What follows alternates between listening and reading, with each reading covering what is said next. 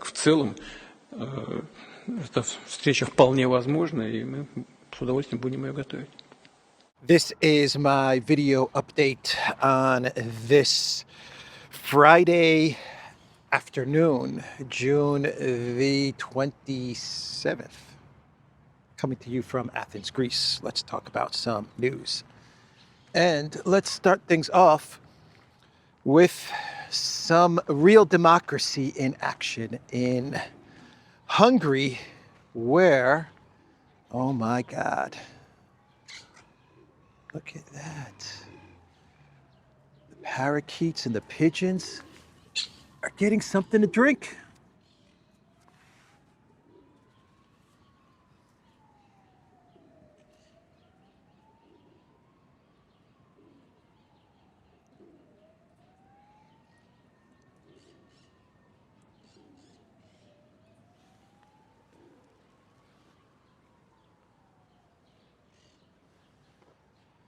That's amazing. You rarely get this close to the parakeets. What a beautiful little guy. Look at him drink.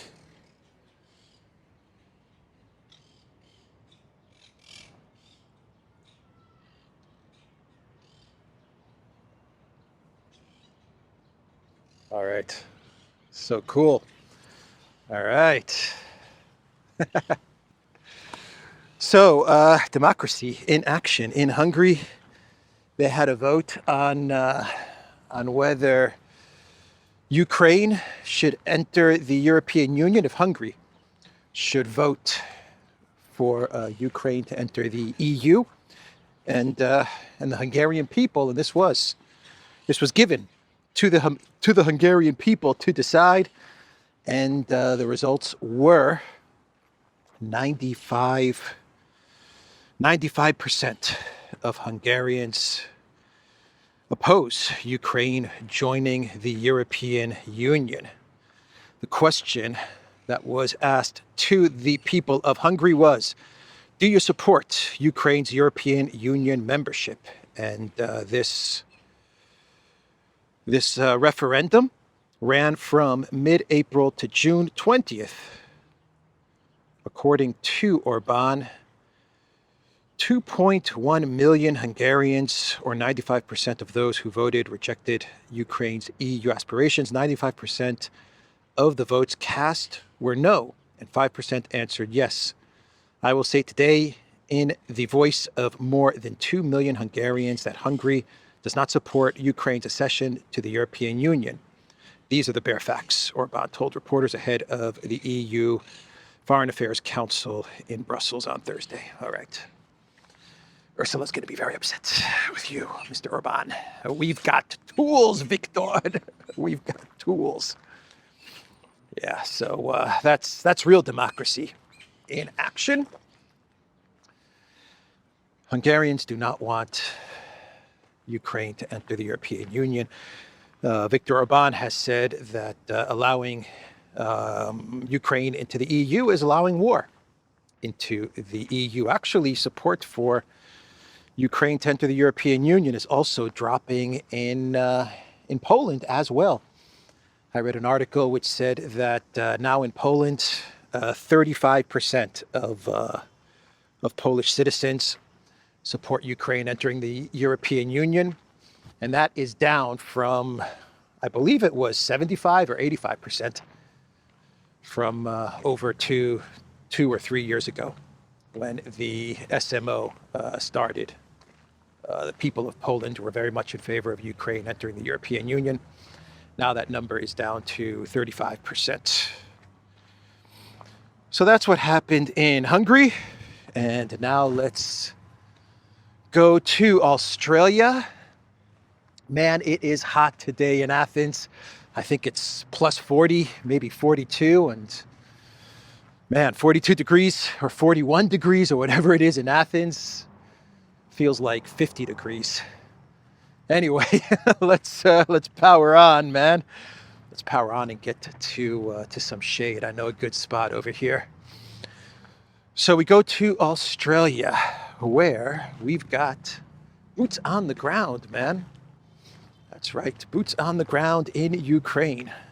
100 Australian soldiers are going to deploy to Ukraine to help, this is according to the Daily Mail, to help in its bloody war against Russian aggression. That's the title from the Daily Mail. 100 soldiers. Obviously, that's a very small, insignificant number from what I understand. They will be helping in electronic warfare and surveillance and stuff like that. This was at the request of Poland, of NATO and of Poland.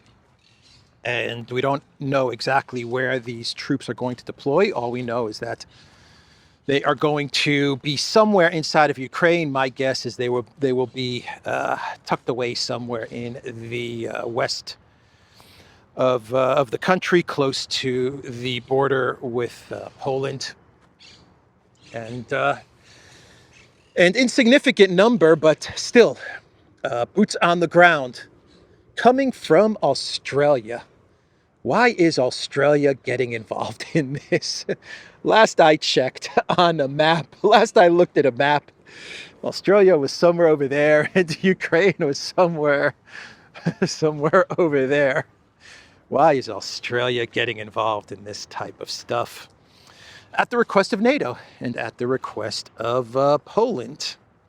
Let's see what the Daily Mail is reporting. At the request of NATO and Poland, Australia will deploy a Royal Australian Air Force E-7A Wedgetail aircraft in August, along with 100 Australian Defence Force personnel. Part of Operation Kudu, the deployment is designed to protect an international gateway for humanitarian and military assistance into Ukraine and will not be direct combat roles. The deployment is expected to conclude in November and will complement Australia's more than $1.5 billion in support to Ukraine since the Russian invasion in February 2022. I learned that Australia has placed a ton of sanctions on Russia as well. Over 1,500 sanctions on Russia. Man, Australia. 1,500 sanctions on Russia. Actually, the other day, they even sanctioned the very popular Russian singer, Shaman. They even sanctioned Shaman. I guess he can't go to Australia for concerts, huh? Yaroslav Dronov, also known as Shaman, has been blacklisted over allegedly contributing to Russia's economic or strategic interests. You know who Shaman is, right? Very popular Russian singer, patriotic Russian singer. He sings the very popular song Yaruski. Very catchy tune, I have to admit. Well, now he's blacklisted from traveling and performing in Australia. So 100 troops off to Ukraine. Still dangerous, still a dangerous move by the Australian government. I wonder how Russia's gonna respond to this, if they're gonna care, or if they're going to respond to this foreign troop deployment. Well, we know what Russia has said about foreign troops in Ukraine, right? The Russian policy is that any foreign troops, mercenaries, foreign troops being deployed by various hostile collective West countries, they will be viewed as combatants, as enemy combatants. That's the Russian policy. So that's the news out of Australia, and we can now move on to our favorite IAEA, our favorite IAEA director, Mr. Grossi, who is in big trouble, very big trouble, Mr. Grossi. According to Maria Zakharova at the Russian Foreign Ministry, she is saying that Grossi did a lot of damage to the UN nuclear watchdog. Information from the IAEA was used to bomb Iranian facilities. Russian Foreign Ministry spokeswoman Maria Zakharova said, the fact that Iranian nuclear facilities under the control of the IAEA have become targets for American and Israeli missiles is an open challenge to the NPT, the Non-Proliferation Treaty, the Nuclear Non-Proliferation Treaty. Zakharova said in a press briefing on Wednesday, the UN nuclear watchdog's own resolutions declare attacks on nuclear sites illegal under international law. Yeah, the IAEA is screwed, man. Grossi's going to need to step down. That's the way it looks. And Russia's going to be calling for Grossi to step down. That's what I think they're going to start putting out there very, very soon.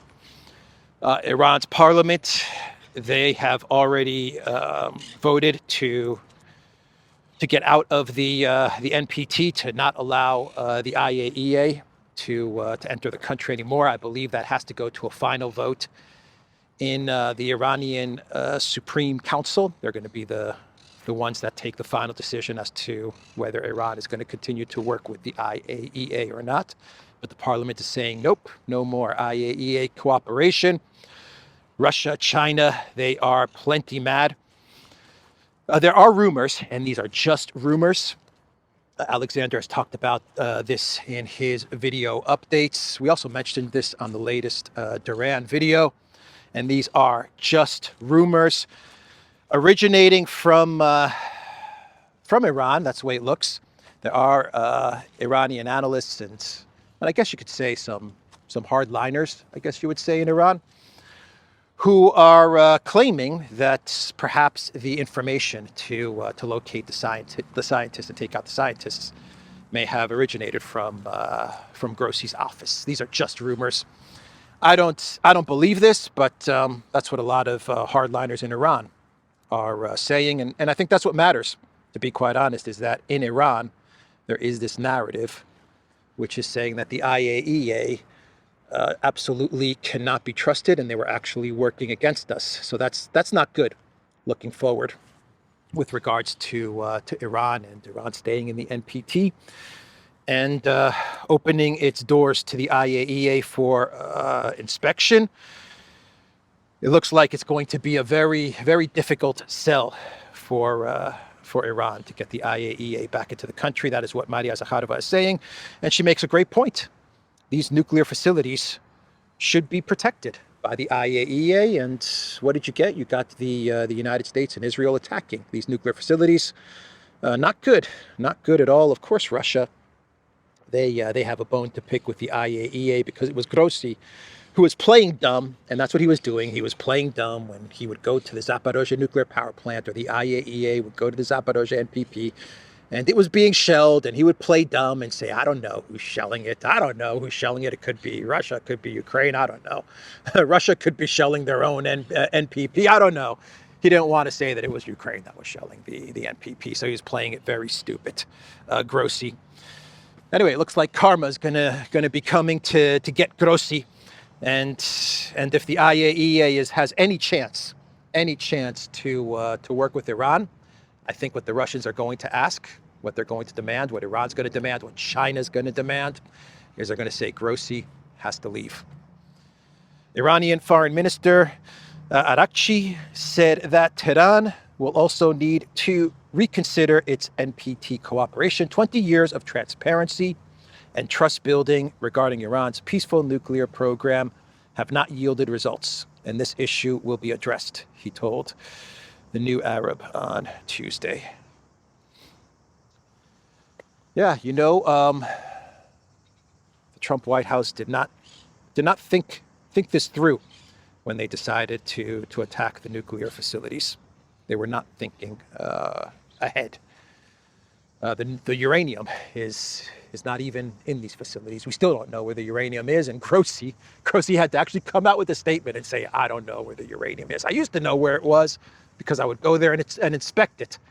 But now, after the bombing, I have no idea where the uranium is. France is warning that the worst case scenario would be Iran leaving the Treaty of the Non-Proliferation of Nuclear Weapons. This is what Macron said, that it is critical for Iran to remain part of this treaty and to continue to work with the IAEA. That's all well and good. Emmanuel flip-flopper Macron, but Iran was attacked, and their nuclear facilities were attacked, and the IAEA did nothing. They did nothing. They said nothing. So Iran is well within their rights, I believe, to say, you know what, we can't trust the IAEA. So take that, flip-flopper Macron. To his credit, Macron did say that attacking Iran was, I think he said it was illegal, didn't he? He supported the United States. He supported Trump's actions. He supported Israel's actions. But he also came out and he said that what was being done was illegal. He did some sort of 5D flip-flopper chess move, Macron, showing that he's the king of flip-flopping. Anyway, that's what's going on there. The Israeli defense minister, Mr. Katz, he sat down for an interview, and he admitted that Israel's goal in all of this, the 12-day conflict, their goal was to take out Khamenei, or at least that was one of their key objectives. Israel sought to kill Iran's Khamenei, according to the defense chief.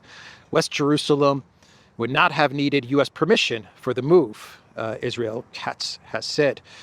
I estimate that if Khamenei had been in our sights, we would have taken him out, Katz told Israel's Channel 13 on Thursday, as cited by Reuters. But Khamenei understood this and went underground to great depths and cut off communication with the commanders who replaced those that were eliminated. So in the end, it wasn't realistic, he added. We wanted to eliminate Khamenei, but there was no operational opportunity, Katz said. Asked whether Israel had sought U.S. approval, he replied, we don't need permission for these things. What an awful precedent that is being set. What an absolutely awful, destructive precedent that is being set. Going after the leaders of countries, the supreme leaders, the religious leaders, the political leaders, whatever. This is just a terrible, terrible precedent that is being set. And for a top Israeli official to say this so openly, publicly, it's shocking, man. Absolutely shocking. But we knew it, all of us, people watching this video, me and Alexander, other analysts, everyone knew what this conflict was really about. It was not about nuclear weapons. Iran must not get nuclear weapons. It was about regime change. And that was the goal in the first week. Shock and awe, quick strike against Iran and its leadership, its commanders, its scientists, and eventually a quick strike to take out Khamenei in order to achieve the collapse of the government and a regime change. It didn't work. We entered a war of attrition. And that's when Israel started to run low on weapons, and the United States, realizing that Israel was running very, very low on weapons and was not going to be able to defeat Iran in a war of attrition, they both pulled the plug and decided for a ceasefire, to call a ceasefire, and then Trump repackaged it as his Nobel Prize winning peace initiative, and there we are. There we are. So we are getting reports from CNN that the Trump White House is now floating out some deals to make towards Iran. Now, I wouldn't take these reports too seriously. I imagine there's a lot of discussion about how to move forward with Iran. I imagine there's a lot of hawkish ideas. There's probably a lot of other ideas with regards to using diplomacy and trying to avoid conflict, and then everything in the middle. So I imagine a lot of ideas are floating around in D.C., in the White House, at the think tanks. at the various departments, Department of State, Defense Department.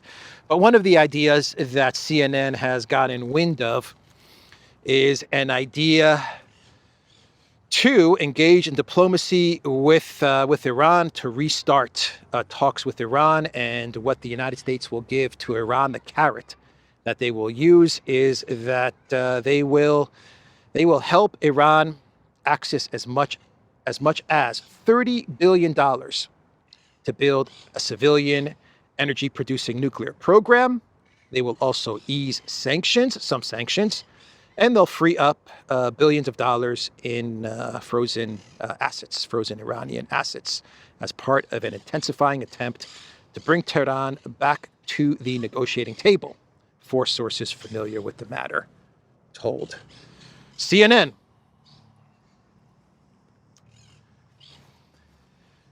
So the condition, according to CNN, for this deal, for this one deal that's being discussed in the White House, is that Iran has to agree to zero uranium enrichment. If they agree to zero uranium enrichment, stay part of the NPT, continue to work with the IAEA, then they'll be allowed to build a civilian nuclear energy program. The United States said that this $30 billion amount would not be coming from the United States. They would work with countries in the region to actually provide the funding and then the nuclear technology, the infrastructure to Iran. So this would not be done by the United States, but the United States would convince other countries to take this on, and some frozen assets would be given back to Iran. I believe it was around $6 billion in frozen assets that would be returned to Iran, and some sanctions relief. But the key requirement is zero uranium enrichment happening in Iran. The enrichment for the civilian project would come from outside, and it would be given to Iran, but from the outside into Iran. It cannot happen inside Iran. Russia would be able to do this. Russia would be able to build the nuclear energy facilities, the civilian nuclear energy facilities. Of course, it would be able to deal with all of the enrichment. But will Iran agree to 0% forever? I don't see that happening. I do not see that happening. And once again, this is just one idea that CNN has gotten wind of. I imagine there are a lot of other ideas floating around in DC. Many ideas are probably a lot more catastrophic and hawkish and a lot more violent than this idea. I imagine there are very powerful neocons in DC, in the think tanks, who are still pushing for regime change. Absolutely, they're still pushing for regime change. So that's the update there. NATO is also trying to take credit for the amazing, historic operation of bombing the facilities in Iran. That's right. NATO is saying that this was a NATO operation and not a U.S. operation, or at least the French military, people in the French government, the defense minister, is saying that this was a NATO operation. French army shot down Iranian drones using aircraft and surface-to-air missiles during the 12-day war. French defense minister. It's not an exaggeration when we say Iran stood against NATO, not just Israel. Okay, not only the bombing of the nuclear facilities, but the defense minister of France said that this 12-day war was not Iran up against the United States and Israel. It was Iran up against NATO and Israel. So it was a NATO operation, a NATO 12-day war against Iran, according to the French defense minister. I don't think Trump's gonna like that, is he? That NATO is trying to take credit for the 12-day war that he is trying to spin as his great victory and peace initiative. That's the narrative that the Trump White House is spinning, even though they are the ones that had to push for a ceasefire because they were losing the war of attrition anyway. That is what France is saying, the defense minister of France. And let's let's move on. Let's move on now. And let's return to Project Ukraine. And the Russian military continues to advance very, very fast. They are capturing, every day they're capturing a couple of towns and villages and settlements. And they recently captured a settlement with the largest lithium deposit, according to Russian media, either the largest or the second largest. The deposit is located near the village of Shevchenko in the Donetsk People's Republic and is one of the largest in all of Europe. It was first discovered back in 1982, but development never began under Petro Poroshenko's. The rights to it were sold to the Australian company European Lithium for just $184 million. Oh, so there's Australia's connection to Ukraine, you see? You ask and you shall receive. So I asked the question, what is Australia doing in Ukraine? And bingo. What's going on here? FIFA? What is that? FIA World Rally Championship.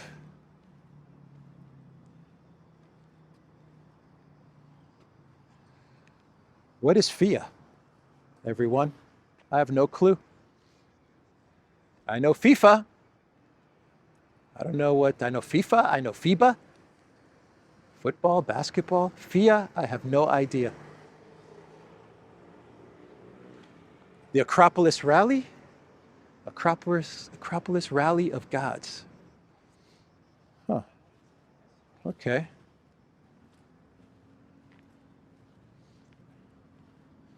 Maybe the Acropolis Rally is going to be taking place. I have no clue. Well, there's the Acropolis up there.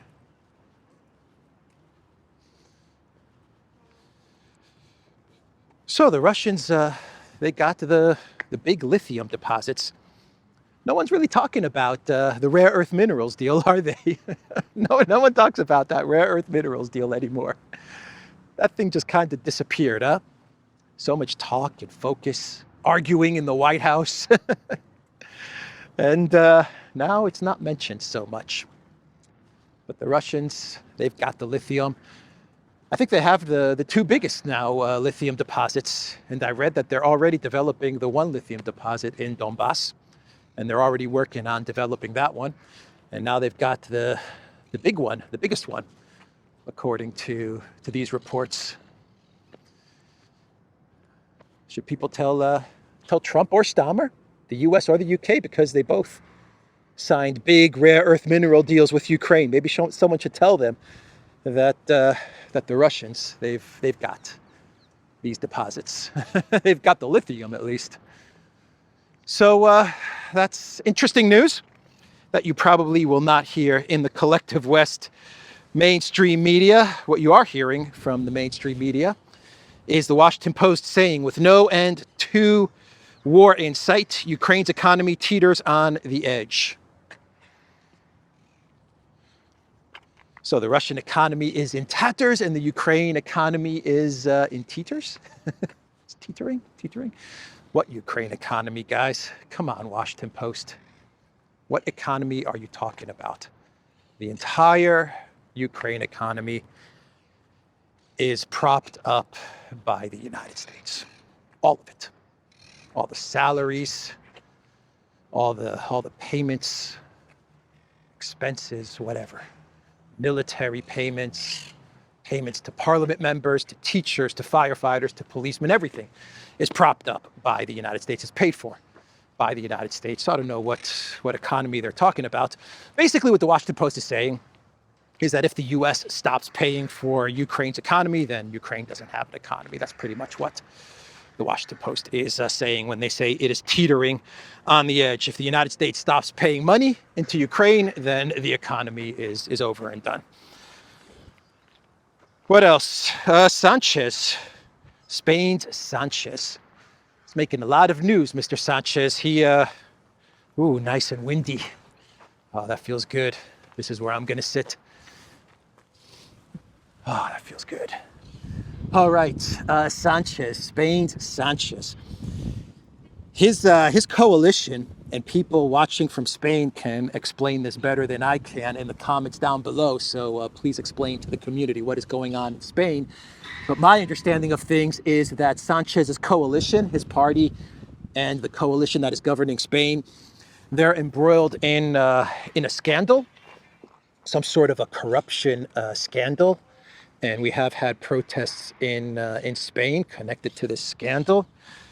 And Sanchez is not having an easy time of things in Spain, but on the international stage, he is hitting back at the globalists, of which he is a part of. Right? He was in the NATO summit along with Fico, saying that, Spain is not going to be able to pay the 5%. We'll eventually get to the 2% and then the 5% of GDP, but right now we just can't swing it, because that would mean that we have to divert money, which would go to pensions and healthcare and education and stuff like that, and give it to Rutte and Churchill number 2, and that's not going to go down too well in Spain. And I'm already in a political corruption mess. So that's what he said during the NATO summit the other day. And at the same summit, Sanchez, he slammed the EU's inaction on an Israel deal.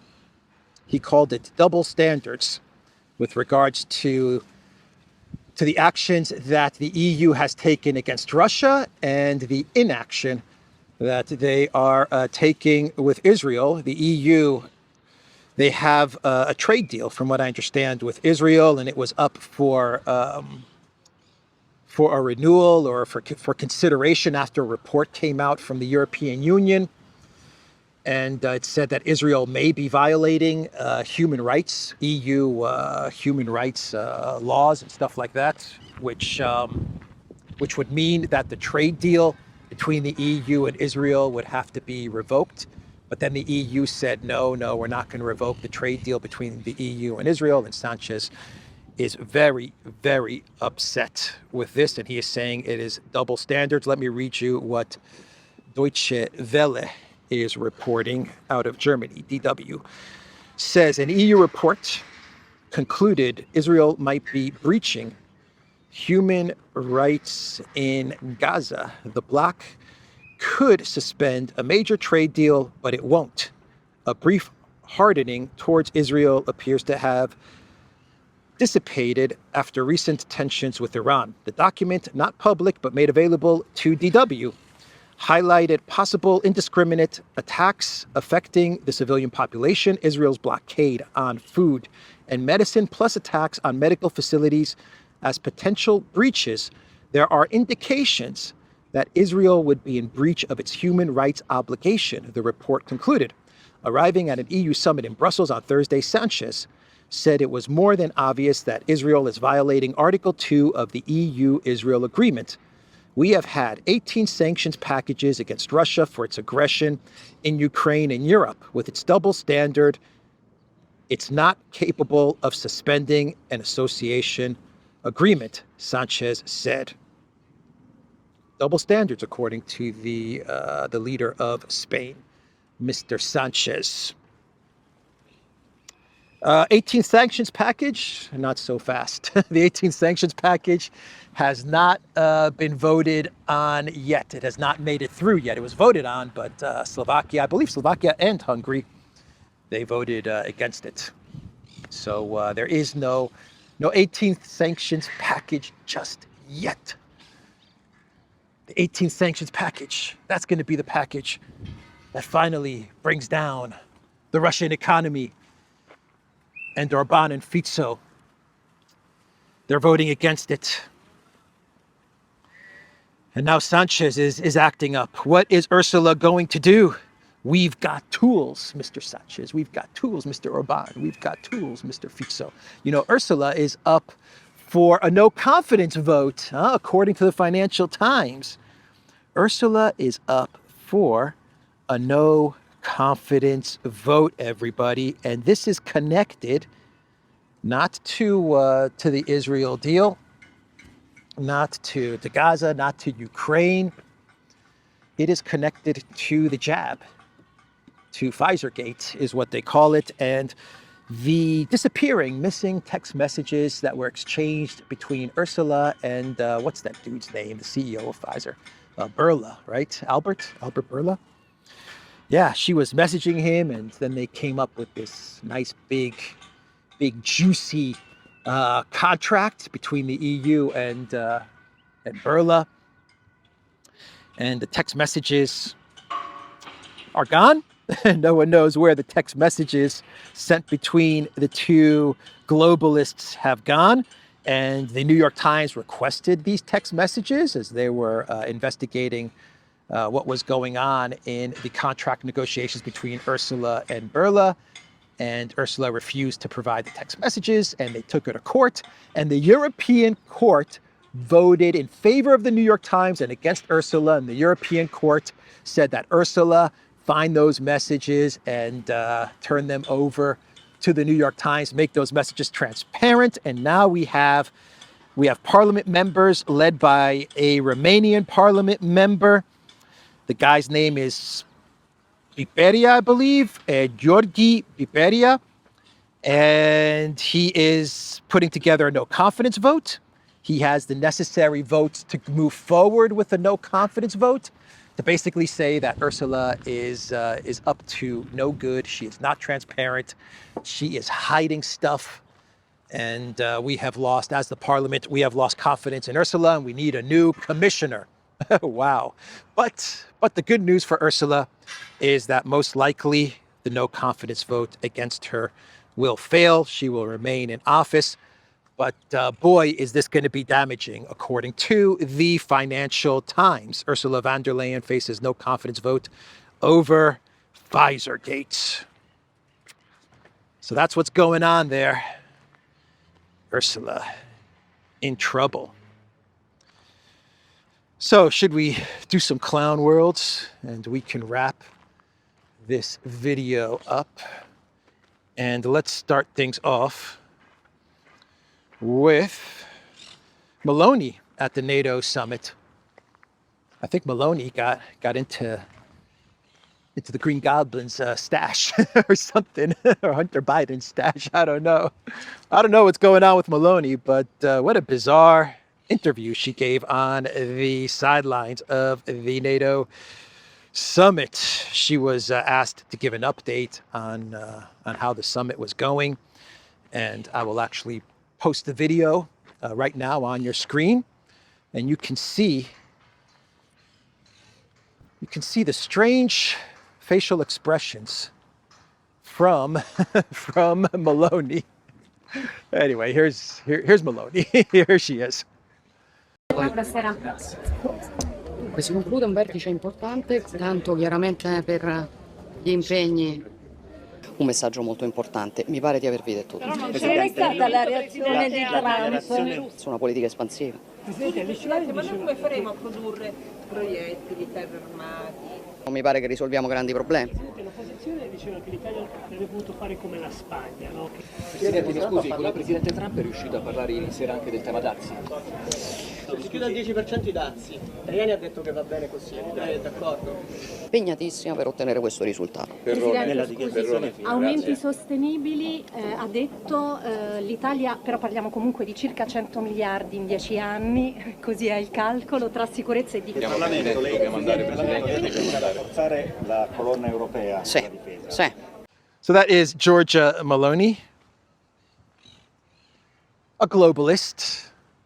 She is a globalist, no doubt about it. But a well-disguised globalist, that Giorgia Meloni. And we'll do one more clown world. This is coming from the very reliable media outlet in the UK known as The Sun. The Sun. Yeah, they are reporting from Russia with Love. That's the cover That's the headline coming from The Sun. From Russia with love. And The Sun is claiming that migrants are being pushed to Britain by Putin. Plot to sow unrest and overwhelm borders. Wow. That Putin. That Putin, man. So he's behind the migrant problems in the UK, huh? It's all Putin's fault. Just blame it on Putin.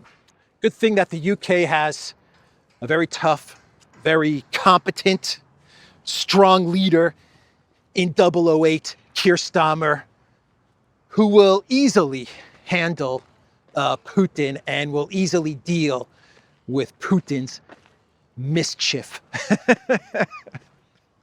That's the video, everybody. The Duran.locals.com. We are on Rumble, Odyssey, BitChute, Telegram, Rockfin, and X. Go to the Duran shop. Pick up some merch, like what I am wearing in this video update.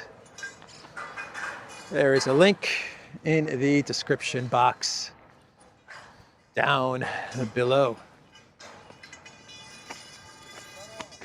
Take care.